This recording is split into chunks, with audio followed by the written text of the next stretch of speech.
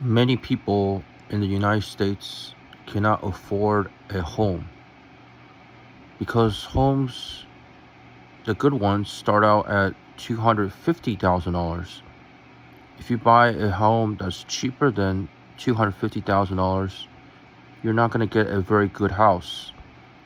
You might have to be fixing it up a lot and put on a new roof every 5 years, or the plumbing or the pipes, something's going to go wrong.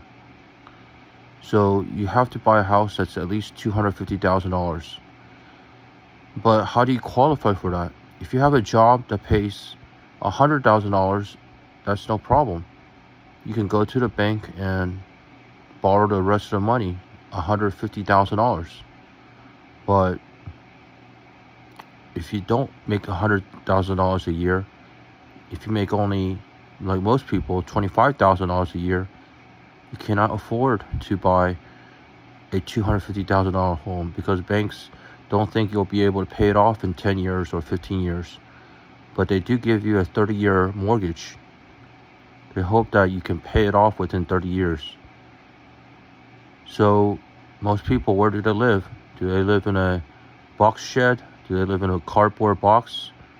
No, they live in apartments, because apartments will take them in if you make only 2.5 times the rent amount, which is usually like $1,500, 1,500 times 2.5, or say 3,000. So you need to make 3,000. So you need to make $36,000 a year. But $25,000 a year, you might be able to live in an apartment. Apartments are comfortable, sometimes small. You don't always get 2 or 3 bedrooms, but it's always convenient. So there's a neighborhood watch and people will watch out for each other. It's always good to have neighbors who are close to you. You have upstairs neighbors, downstairs neighbors, watching out and catching all those thieves. So many thieves around here. Well,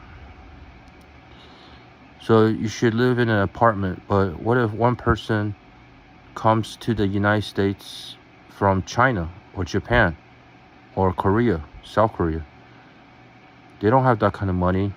They must have made a lot of money, and then when they turn 40 years old, they could save $500,000 US dollars to come to the United States. They can try that. It might work.